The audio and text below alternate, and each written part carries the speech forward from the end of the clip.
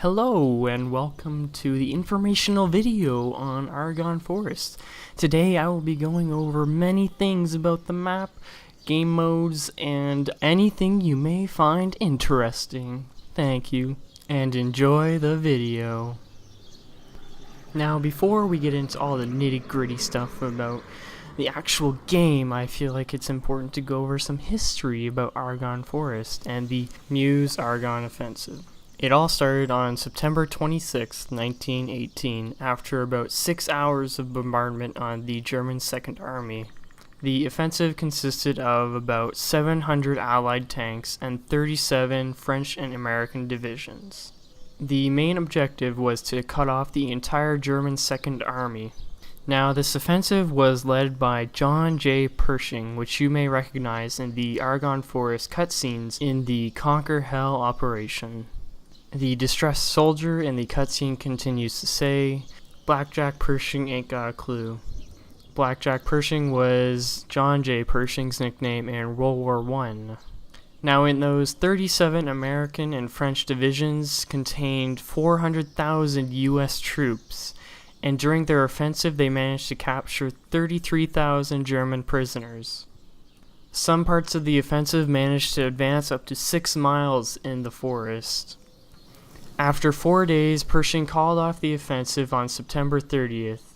Then 4 days later, Pershing called on the offensive again on October 4th, and the U.S. soldiers continued to advance. The German soldiers were plagued with sickness, and they were unable to perform to their peak ability. They were able to hold on to the forest for another month until they began their final retreat, and the general armistice was called on November 11th, and the war was officially over. Overall, the offensive managed to advance 32 kilometers into the forest before the war was over. Now on to the game itself. I'm going to start going over the game modes and the spawn points on each game mode. Now, every game mode currently in the game is playable on Argonne Forest. That includes Team Deathmatch, Domination, War Pigeons, Conquest, Rush, and Frontlines. I will now show you the spawn points of the small game modes, that is Domination, War Pigeons, and Team Deathmatch. A map of the starting spawn points as well as a screenshot of where you spawn it will be shown. It is worth noting that during the game, spawn points are determined where enemies are and where they are spawning as well as what points are captured in Domination. So it is impossible to record all spawn points in these small game modes as every game runs differently.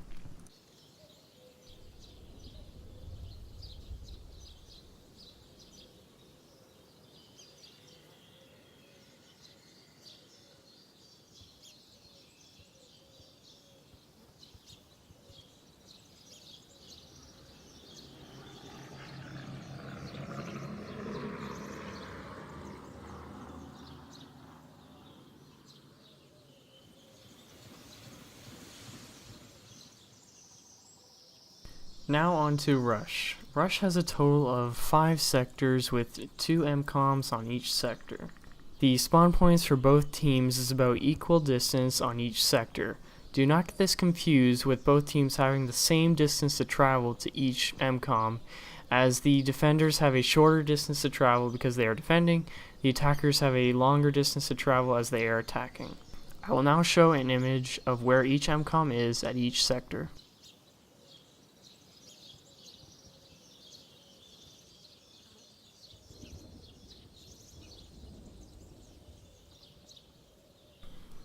Now on to Conquest. Conquest spawn points follow a pretty uniform system. Instead of showing you each specific spawn point, it's easier to show you one example of a Conquest capture point. But first, here is a screenshot of where all the points are, just in case you want to know. The way spawning works on capture points in Conquest is, if the point is currently not contested and your team currently has it captured, you will spawn directly on the flag, or near around it. The other option is, if the point is being contested and burning, or if it's not burning and there is an enemy on it but you have teammates on it, you will spawn further away from the capture point, on the side closer to your home base. I will attempt to illustrate this in the best way I possibly can. Alright. So basically, you got your US guys on your US side, and your German guys on your German side. And let's say the point is capped by US, and the point is contested currently. The red is where all of the US would spawn, and if the Germans had the point, the green is where all the Germans would spawn. That is, if the point was contested. If the point was not contested, the people who had the point would just spawn right on the flag. I hope that cleared things up. This does apply for all points on this map. Alright, for front lines, I'm not going to go over that mode because it is currently a new mode for Argonne Forest, and I have not gotten much time to play on it, and I have not been able to record any spawn points because currently there are no servers running it regularly, so it is hard to get any information on it. I will now go over any choke points there may be on the map. I will mostly go over the conquest ones, as every other game mode is mostly just a choke point altogether, or no choke points at all, because the smaller game modes, Domination, War Pigeons, and Team Deathmatch, all are fluent game modes and do not have any choke points, whereas Rush and Frontlines are both very choke point oriented maps, or game modes I mean, and where you want to go is basically just a choke point altogether. Alright, so between A and B, Alpha and Bravo, there is the choke point right in the bunker, right about here in the bunker there. There is also a choke point between Bravo and the railway in the other bunker right here. Now between Bravo and Charlie, there isn't many choke points. There's actually no choke points between Bravo and Charlie, but off to Charlie now. The whole area around Charlie, I would say, is one big choke point, because it's where the two teams meet. The main choke points are right about in this alleyway on the top of the map, under the bridge, and in this area on the bottom side of the map, where the Delta people on the German side have to go to get to Charlie, or I guess they can go on the railway. But either way, those are the choke points on Charlie. Now, between Delta and Charlie, the two main choke points are from the railway on Charlie to Delta, and then on the lower part where the forest is, going from Charlie to Delta to go into no man's land. But other than that, on the German side, there is almost no choke points after that, which is why Argonne Forest is slightly German-sided, because it's easier for them to take back their back caps, because they have so much more of an open area to defend. I will now start to go over all of the best flanking routes for the German side. Now, the best flanking route, if you're starting all the way in your back cap and you're just starting the game, is to go on the railway, and then all the way through, and then go through the back alley on the top side of the map, all the way past the house, all the way around, and all the way through, all the way along the side of the map that is near the out of bounds area, and through, and then all the way down to Alpha. That is the ultimate flank that you want to do in order to get the best optimal output of a flank you possibly can. That is only for the start of the round, though. For the rest of the game, it will be entirely situational. You'll have to use your best judgment on where the least amount of people will be. But in terms of mid-game, when both teams have their respective points, German have Delta Echo and US has Alpha Bravo. For the Germans, whichever side is the most clear, you want to go to flank to Alpha or Bravo. To go from Delta or all the way around to Alpha or Bravo, and if you know the right side is clear, you want to go all the way to the back alley again, or go down where the train is leaning up against the bridge, down there along the right side by the house, and then go around. You can reach Bravo or Alpha, whichever one you want. It's suggested to get Alpha because it is the back cap. And then if the left side is clear for some reason, usually it's not, I wouldn't suggest going that way. You want to go all the way around from your Delta point, all the way on that bottom part of the map, up through this side alley, the small one, go all the way on the left side of the trains, all the way back down the railway, and then you can either get to Bravo or Alpha, whichever one you want. Alpha is suggested, as I said before. So on the US side, when you're starting the game and all the points are not capped, you want to do the opposite of what you're going to do on the German side.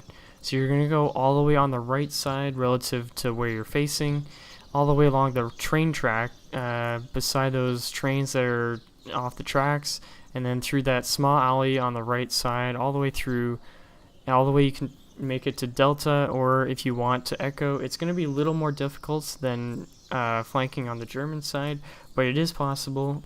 Now during mid-game, if both teams have their respective points, Alpha Bravo and Delta and Echo, you can flank the same way as you did on the US side.